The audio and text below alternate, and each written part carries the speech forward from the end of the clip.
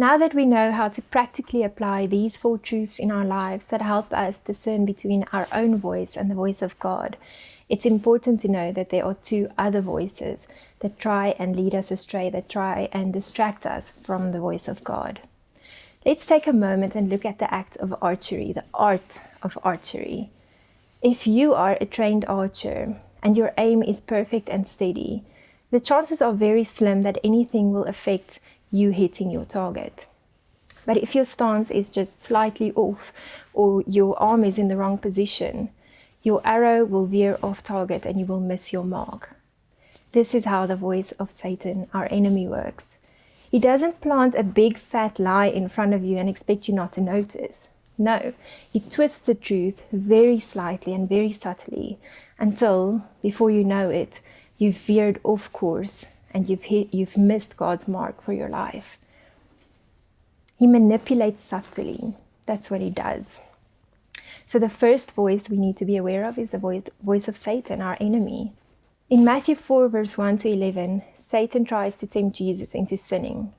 If even Jesus isn't exempt from this attack from Satan, how do we expect to be? He's going to come after us. But Jesus resisting the attack is proving to us that we can do the same through Christ who strengthens us. So what does the voice of Satan sound like? He always tries to get you to choose against submitting to God's will. Do your own thing. Do what you want to do. Live for the moment. Don't concern yourself with others. Don't be open to input. You're as mature as you need to be. You don't need to grow spiritually. You can just stay where you are for the rest of your life. John 10, verse 10, "The thief comes only to steal and kill and destroy. I have come that they may have life and have it in abundance." You see, our enemy wants to lead you to your death and ultimate destruction. The other voices that we need to be aware of are those of other people in our lives and of the media.